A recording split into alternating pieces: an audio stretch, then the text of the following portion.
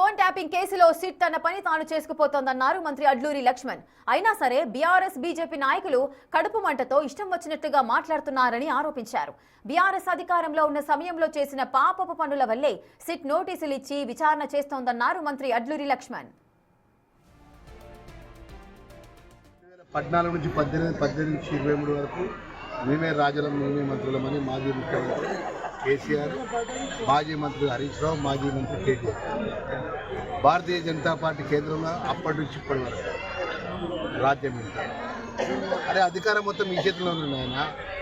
మీరు తప్పుడు గోగుల మీద కేసు పెట్టి ఒక ఎఫ్ఐఆర్ చేసి అభియోగం మోపి మీరు సిట్ ద్వారా నోటీస్ ఇచ్చినట్టయితే మీరు చట్టపరంగా యథార్థ వాస్తవాలు కాదని చెప్పి కేంద్ర ప్రభుత్వం ద్వారా సిబిఐ ద్వారా మా మీద చర్యలు తీసుకోండి. మా ప్రభుత్వం మీద వేధింపు చర్యలు చేస్తున్నది.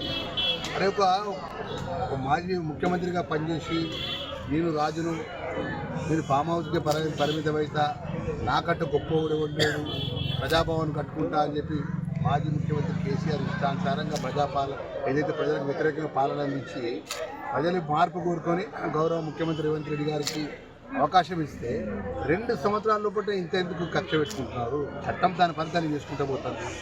నోటికి ఏది పడితే అదే మాట్లాడితే ప్రజలే అన్ని గమనిస్తాం. ప్రజలు ఏ విధంగా బుద్ధి చెప్పాలో రేపు జరగబోయే మున్సిపాలిటీ